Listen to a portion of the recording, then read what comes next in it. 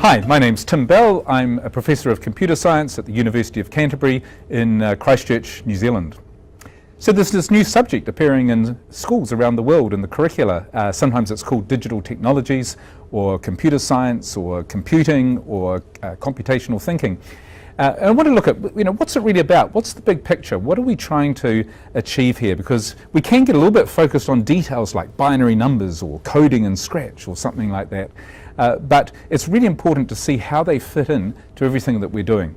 And one of the first questions to ask is, of course, what's the difference with digital technologies? What is it about them? And the clue is in the name. It's about digits. It's about representing things just using numbers. And often the digits that we use are just 0 and 1. Amazingly, we can represent every type of text, every type of image, every video, sound, DNA sequences, even smell, just using zeros and ones. I've had the help of some students today to actually show how this can work. And so what we're going to do is we're going to look at how you could represent values just using zeros and ones, and we don't need to use computers to do that either. Now my challenge for you is that I want a particular number of dots. I want to see exactly 11 dots, but remember it has to be black or white. So do you want the 16 to be black or white? Black. Black? Okay. What about the 8? White. Yeah, white. White? Yeah, and then the 4 would be black. Yeah. Okay, black for the 4. So black for the 4. You want the 2 and the 1. We've got 11 dots. Okay, well done. Fantastic. Now, is there another way to get 11 dots? No, there isn't. What do you reckon? Well, could you do it? Could you have the 16 white? No. Why not? Because it's already 5. Right, it's too many. Yeah. Okay. Could you do it without the 8? Because you wanted the 8 white, but no, because 1 plus 2 plus 4 is below 11. right. So you can't get enough. So you have to have the 8. Yeah. Could you do it if the 4 was white? No. Wait. We have the 8. No, you couldn't. Well, you said you had to have the 8. Yeah. So no, you couldn't because it would be over. Because the 8 is essential, you can't use the 4 because it would already be 1. And the 8 is way too essential. It's like super essential. So I can actually give you a number. I'm going to give you a number now. Are you ready for it? Yep. It's black, black, white, white, white. Black, black, white, white, white. Yeah. What's that number? 7. You got it. Okay. Okay. Have you noticed how often number 1's flipping over? Yeah. How often? It's Every time. Every time. Yeah. In fact, what's special about the numbers that she's got the white card for? Well, it's because it's the 2 values that it holds, 1 and 0. Yeah. Yeah. And But our counting system uses 9 digits, and actually 10 if you include 0. Yeah. And this is using 2. So for example, if you want to do, if you wanted to do 10 in our system, you would have a 9, but to turn into a 10, you would get an overflow. The Right. same thing is happening in this, but just at a small scale. Yeah. Well, it's overflowing every time, isn't it, really? Yeah. As soon as you get to 1. That's a good observation. And every odd number, I think 1 appears. 1 appears for every odd number. That's an interesting observation. Because what happens when you add even numbers together? You get an even number. Right. So you're the only one that can add an odd number in. Yeah. Pretty special. Okay. Now, let's look at, we've got 7, we've got 3 in a row. What's the next one going to be? 8. You guys put 4 and I got 8. Fantastic. Okay. And you can see we've sort of got an overflow thing happening, right? When you've got a whole lot of white ones in a row, Yeah. it's going to be the next number. Let's have 4 white ones in a row here. Great. So how many dots are there? 14, 15. 15. 15? Yeah. Yep. Okay, 15. And the next one is going to be 16. So we need to lose those 4 when we count up by 1. Yep, so we'll show 16 with the, yep, that's fantastic. And now, let's have all of them white. How many dots are there? 21. 21? are they? No. 31. 30. 31? Okay, how did you work it out? I just did 16 plus 4 equals 20. Oh, okay. Plus 8 equals 28. Plus 2 equals 30 plus 1. Right, so you've grouped them to add them up. Yeah. Okay, the month I was born in was black, white, black, white, black. So black, white, black, white, black. What month was I born in? October, yeah. So now I've communicated the word October to you just by saying black and white. On computers we call it 0 and 1. There's actually no zeros and ones on a computer. Like it's just black and white things or high voltages and low voltages, but we call them zeros and ones because that's quite handy. Okay, so there was a lot of detail in there. The students were looking at a very fine-grained level of these binary digits, these bits. And what we want to do is think about, well, what's the big picture? What are we trying to achieve there? Now, in some books, the main thing that we actually focus on is converting from decimal to binary numbers and so on. And we did do that, but it's not really what people need to know. What we need to know is that we can represent numbers using binary, that there is a unique way of doing it. And also, by the way, notice that it was constructivist, that the kids themselves decided that there were unique ways of representing the numbers. I didn't tell them, they told me. And there are other patterns in there that they will be noticing. They noticed that the smallest number is not 1, but it's 0. They would have noticed that every time I added 1 bit to it, I doubled the range.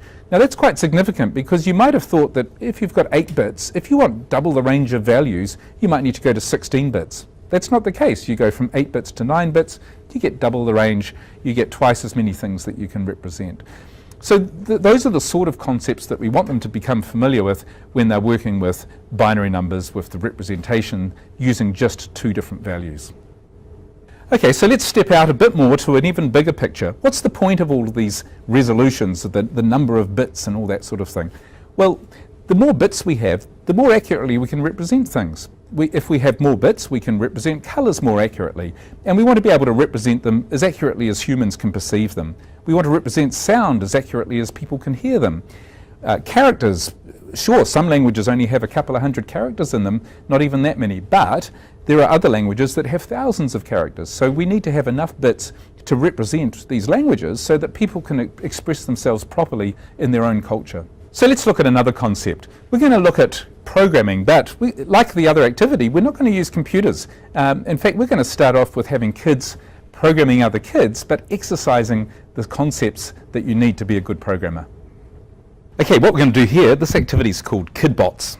So you're going to be my robot, okay? And so if you could just stand on that square there, and we've got a series of instructions here, and the only instructions you're allowed to give him is to go forward, or to turn left, or go forward, or to turn right, okay? Yeah. And your job is to program him to get from where he is to where the yellow star is. So if you want to write the instructions on here, but you need to think about what you're going to do. What's he going to do? And the trick with this, of course, is you have to think of all the instructions in advance. It'd be much easier if you could just tell them one at a time, but no. So we're getting some instructions here.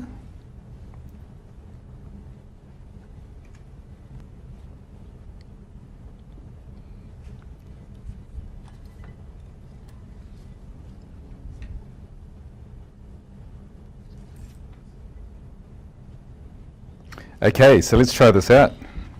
Now, the way we're going to do it, you're the programmer, you've written a program, you're the tester. Right? So your job is to read out her instructions. They go across here. Okay. All right? And your job is to follow the instructions. So let's try them. Forward. Left. Left is just spinning on the spot. Oh. Yeah. Left. Right. Right. Forward. Forward. And we're done. We're done. Okay, so we didn't quite get to the star, and this is really typical when you're learning to program. I didn't give you very good instructions about what everything does, but I think you know how it works now. So let's try again. Okay. Okay. So after the left or right, I have to go forward. Well, basically, turning left or right is only turning on the spot, Yeah. right? So now it's up to you to work out what to do.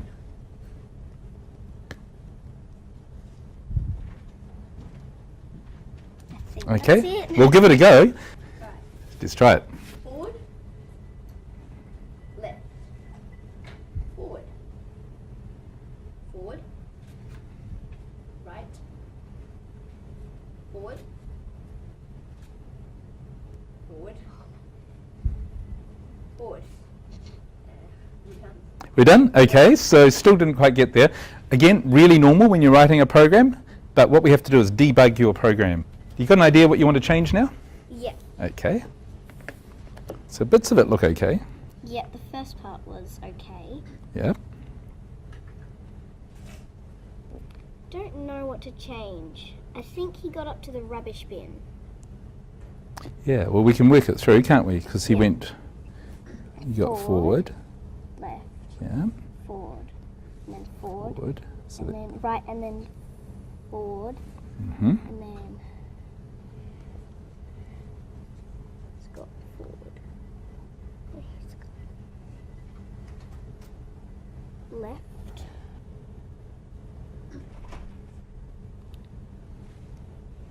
Let's just see what happens. Let's see what happens, okay. There we go.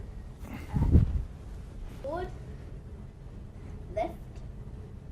Forward. Forward. Right. Forward. Left. Forward. Forward. Woohoo! Okay. Well done. What you've experienced is what programmers experience. It's like it never quite works the first time. That is a lot harder than I predicted. Okay, so those children were doing some programming. Now, it didn't involve computers, but they were giving instructions in advance, they were testing whether they worked, and they were debugging their programs. These are all concepts that they're starting to form an idea of what they are, and yet they still haven't had to use a computer yet. This is really important for developing that vocabulary so that as they get into more and more technical systems, it's not a whole lot of jargon that they're learning at the same time, it's things that they'll be familiar with, words like debug and test and so on. The particular kids that we worked with today actually got so engaged with it that they wanted to take it back to their own school and show it to their friends. Okay, so that was programming. They were designing the moves, they were debugging their programs, and they were doing it in the large. They were physically moving around, and that's actually quite an engaging way to interact with the ideas.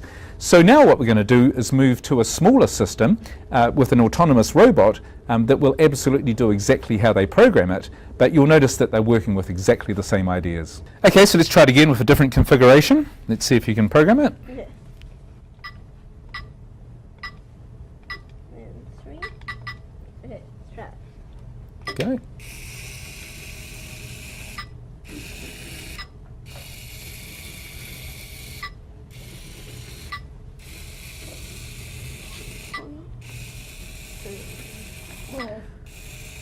And not quite.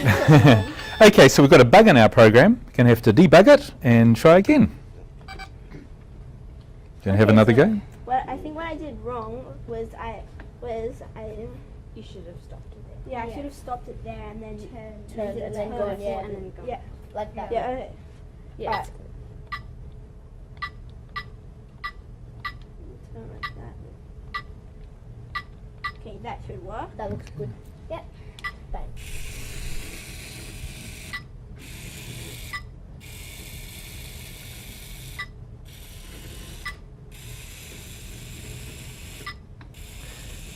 And yes, looking hopeful.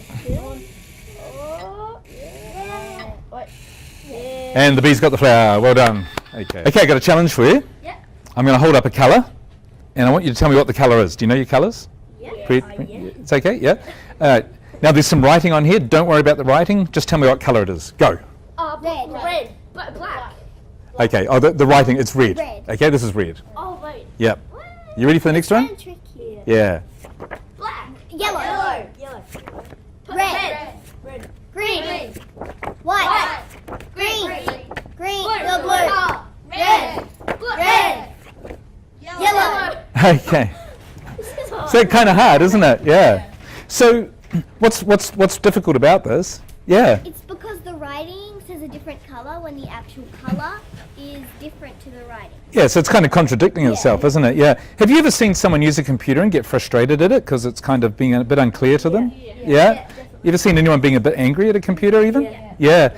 So I've got the system I use, these doors that we've got at my work, and after hours, if they're locked, there's a green and a red light on them. And if I'm running late, I go running up to it. If there's a green light, what do you think I should do? Do I have to? Go. I can go, right? It's no, green means it's locked. Yeah. Red, yeah, you've got that as well? And is that kind of confusing like these? Yeah. Well, why do you think they chose red for when it's open and green for when you can't go? What do you think? Yeah. Because green, it means, you can scan it. So green means what, sorry? Green means you can put your card on. Okay, green means go ahead and scan the card. Yeah? Yeah? Red is clearer. Red is clearer, maybe? Well, I mean, do you think it would be confusing? Is it do you find it? Yeah, it is confusing. So why did they make it confusing for you? Well, have a think about it. Who wrote the software that runs the system, the security system for your school? CSIRO. Okay. It's a software company that does security, isn't it? Yes. Now, when you're doing... Okay. So when you're doing security, what's good? When it's locked or unlocked? Locked. When it's locked. So that green means it's good because it's locked. But they've done it from the point of view of the person who's programmed the software, not from the point of view of the person who's using it. Yeah. And when you're writing software, you've really got to think about things from the point of view of the person using it, otherwise you're going to confuse them. And so people who write programs need to think about who's going to be using the software. And you found that when you were doing the other activities probably, you had to think about it from the point of view of what was going to happen, not from your point of view. Well, With Yeah. those signs, my eyes and brain, they're kind of thinking of different things. Right. Like my eyes and brain, they can see the writing, Mhm. and I immediately just call out the writing because that's what I expect. But it's actually a different color, and so I need to focus on the color, not the words, and put that out of my mind. Right, and you're so used to doing it one way. Yeah. Yeah. When people write software, they have to think about what are people used to doing and what are they most likely to do. So here's a trick that some programmers could do. You know how you have an OK and a cancel button? Yeah. You imagine if you randomly swap that. What are people going to do? get fancy. They're going to press cancel when they're meant to press OK. Yeah. So you really got to think about how the person using it is going to see the system. And so writing computer programs is very much about thinking about the person at the other end. It's like your perspective differs compared to because of what you've learnt. So Mhm. because we've learnt that green is more, it represents unlocked rather than red, and then red represents locked. When Mhm. you change those two around, it's very hard to. Yeah. It's very confusing. It's hard to change what you've been brainwashed with. Yeah, and you know, here in Australia, when you go to turn a light switch on, which way do you flick the switch? Down. Down. In America, it's the other way. And so if you have some software that's being used overseas, you can't program it from an Australian point of view because people overseas will find it really confusing if you have, you know, down being on and so on. So So really it differentiates between like countries and like It can, people. yeah, you've got to think about other cultures even, you know. Like maybe even red and green have different meanings in some countries. Yeah. They probably do. Yeah. And even things just 1 and 2, like there's only two possibilities, and yet people still get really confused. Exactly. Yeah. Our prior knowledge is telling us that green means go, Mhm. so go through. Yeah. But we need to adapt to that, and we need to learn that on the door, the lock green means it's locked. And That's so the other way. we've almost need to program our brains so that when it's green, we know it's locked. So we have to Right. use a key or swipe our card to unlock. Unlock it. Do you think that people should have to change the way that they're thinking because of the software, or the software should change the way it does because of the way people think? I think the software has to change. Because it's really who's more using it, not who is sending it out to the public. Because the public are the consumers who are going to use it and try and use it as a security system. So you really want them having the main knowledge on what's it all about. Yeah. Although if you look at it in a different perspective, it does exercise your brain, I guess. True. Every time you go to use the door, you get some good brain So exercise. I think it does. It does help. It has benefits, but of course, life would be easier if it was just always green means go and red means stop. Yeah. Things like that. It could also be good for invaders who've broken into the building. Ah, it could fool them. Yeah, Yeah. but look at it from a distance, and if it's red, they're initially going to think, Oh, it's well, locked up. it's locked. They're locked in. Really, it's unlocked because there might be someone working there. So it has pros and cons. Yeah. Excellent. There's some very good thoughts there. So that particular problem is actually an old problem from psychology called the Stroop effect, where we're providing contradictions and confusing the person who's trying to read the values. Now, people often get frustrated with computers, and kids will acknowledge that. And what we're doing there with that activity is trying to get them to be sensitive to the idea that maybe the designers should design for people and not design for the computer. After all, digital systems are about the people that are going to use them and not just about the computer.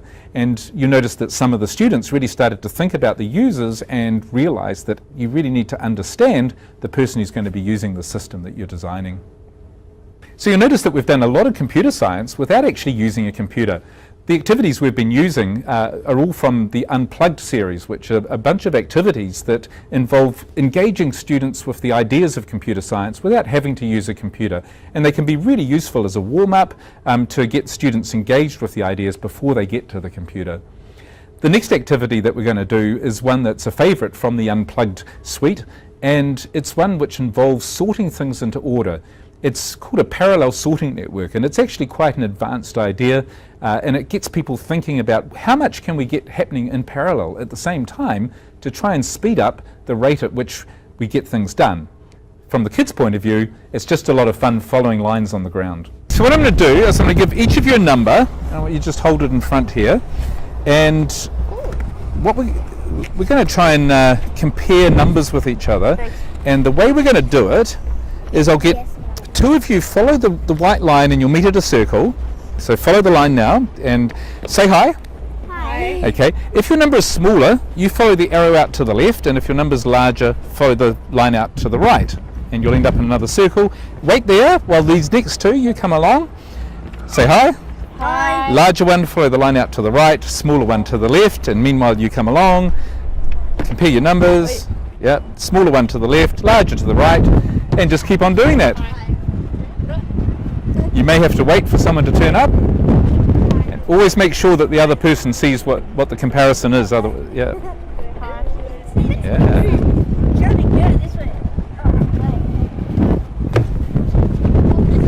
Okay, so hold your numbers up so I can see them. 1, 2, 3, 4, 5, 6. We've got them sorted into order. Well done. Okay, cool. So let's go back to the beginning, and we're going to do it with some different numbers. Okay, so we're going to do the same again, but with slightly bigger numbers. So go forward to a circle all together.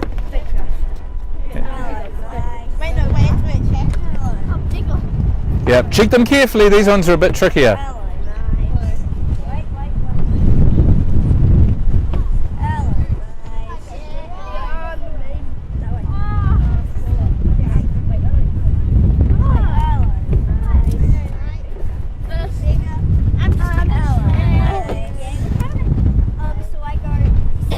Okay, let's see the numbers.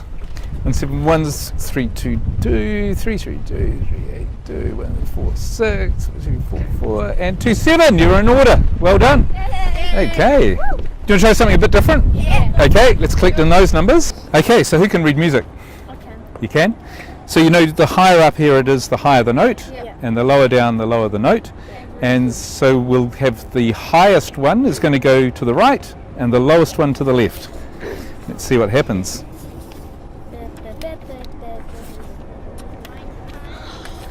You may have to help each other.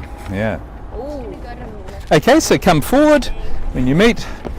So the highest note goes to the right, the lowest note goes to the left.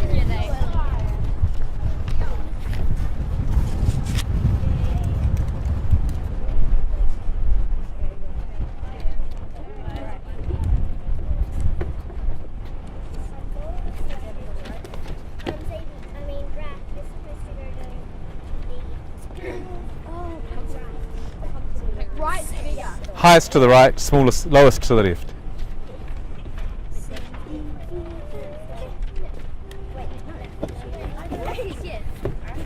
Okay, hold them up and let's have a look. So it's dong, bom, bum, bum, bum, bum. Excellent. They're all in order from lowest to highest. So you'll notice that there are a whole lot of computational thinking activities going on there.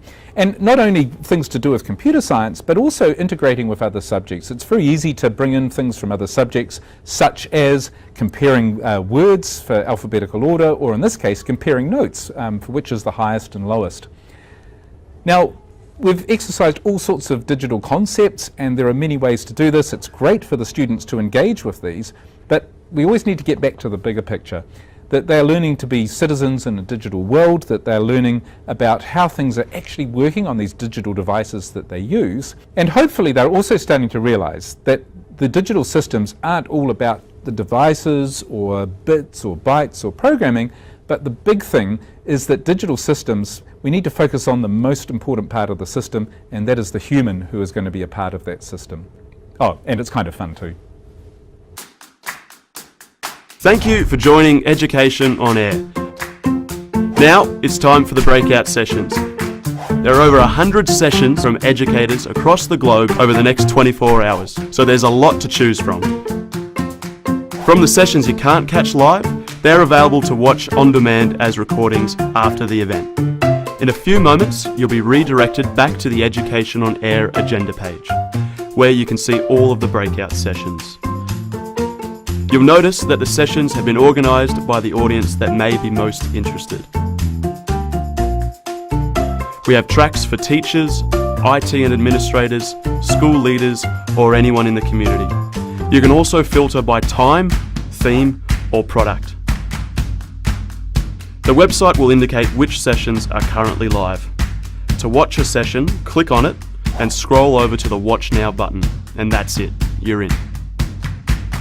Don't forget to ask questions using the live Q&A feature during the breakout sessions. Thanks again for being part of Education on Air.